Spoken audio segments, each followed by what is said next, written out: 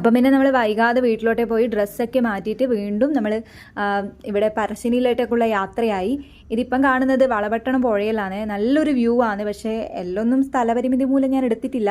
എന്നാലും ഒരു കാണാൻ നല്ല ഭംഗിയുള്ള ഒരു സ്ഥലമാണ് ഈ വളപട്ടണം പാലമായാലും.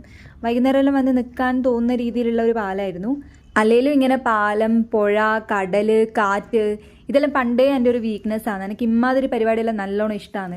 ഇങ്ങനെ പ്രത്യേകിച്ച് ഈ വൈകുന്നേരവും രാത്രികളിലെല്ലാം ഇങ്ങനെ ഇതിൽ പോയി നിൽക്കാനും അങ്ങനെയുള്ള കാര്യങ്ങളെല്ലാം.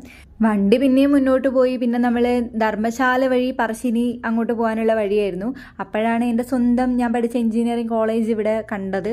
പണ്ട് ഞാൻ ഇതിൻ്റെ മുന്നിലൂടെ പോകുമ്പോൾ ഞാൻ വിചാരിക്കലുണ്ട് ഇത്ര വലിയ കോളേജിലെല്ലാം എങ്ങനെയാണ് ഇവിടെ പഠിക്കുന്നവരെല്ലാം ഭയങ്കര സംഭവമാണ്, എങ്ങനെ ഇവിടെ കിട്ടുക, അങ്ങനെയുള്ള കാര്യമെല്ലാം വിചാരിക്കലുണ്ട്. അനക്കെല്ലാം കിട്ടൂല എന്നുള്ള രീതിയിൽ ഞാൻ പണ്ട് വിചാരിക്കലുണ്ട്. പക്ഷേ ഇവിടെ കിട്ടിയ പിന്നെ അതൊരു വേറെ തന്നെ ഫീലായിരുന്നു. കാരണം അവിടെയുള്ള പിള്ളേർ നല്ലൊരു പ്രൗഡ് മൊമെൻ്റ് തന്നെയാണ് എന്ത് പറഞ്ഞാലും അത്.